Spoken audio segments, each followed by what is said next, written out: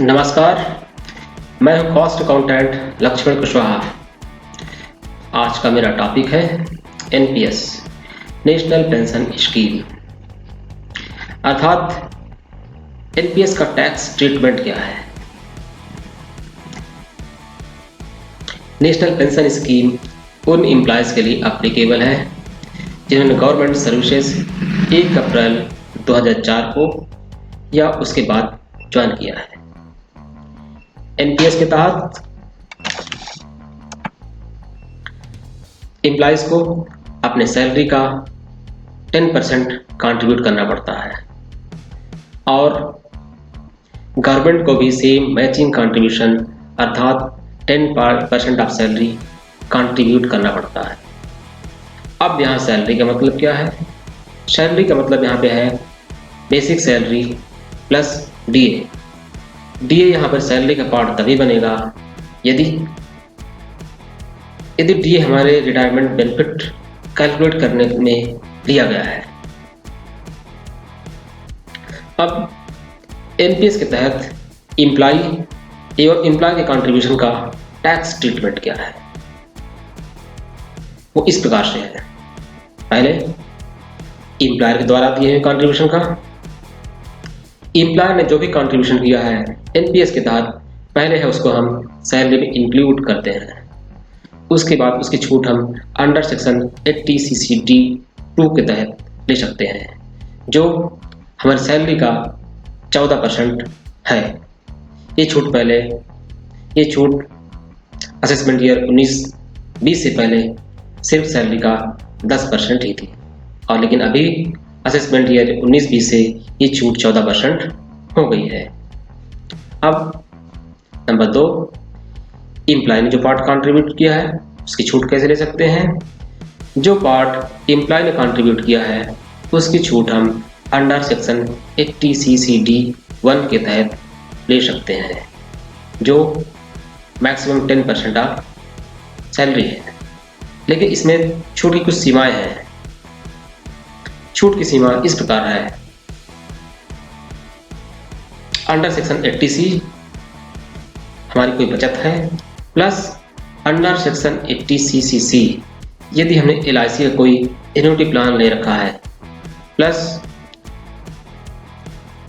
Under section 80 CCD 1 अर्थात employ का contribution, इन तीनों का सम 1,50,000 से अधिक नहीं हो सकता है। अर्थात इन तीनों सेक्शंस के तहत जो छूट है उनकी सीमा 1,50,000 से ज़्यादा नहीं हो सकती है।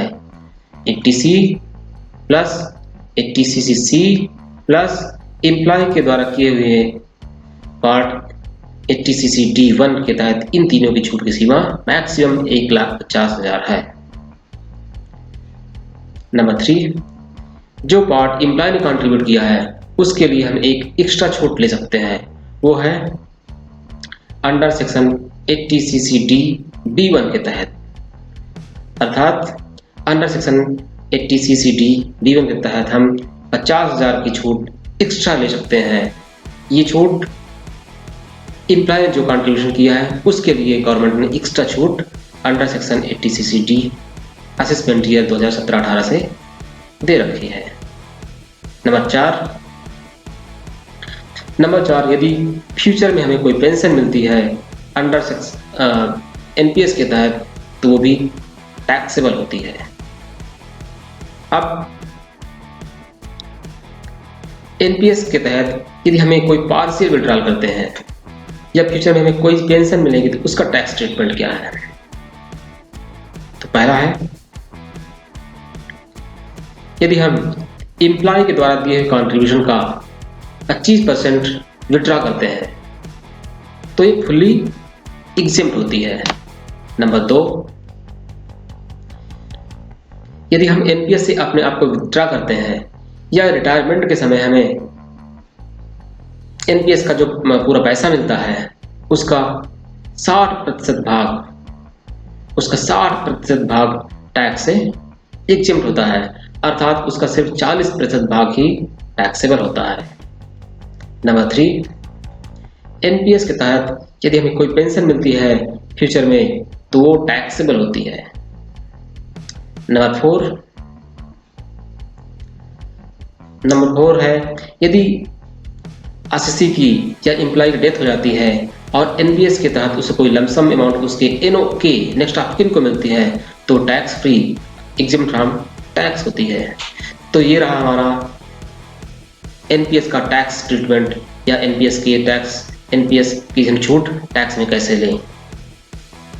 यदि मेरा ये वीडियो आपको पसंद आया हो तो लाइक कीजिए, शेयर कीजिए और सब्सक्राइब कीजिए। धन्यवाद।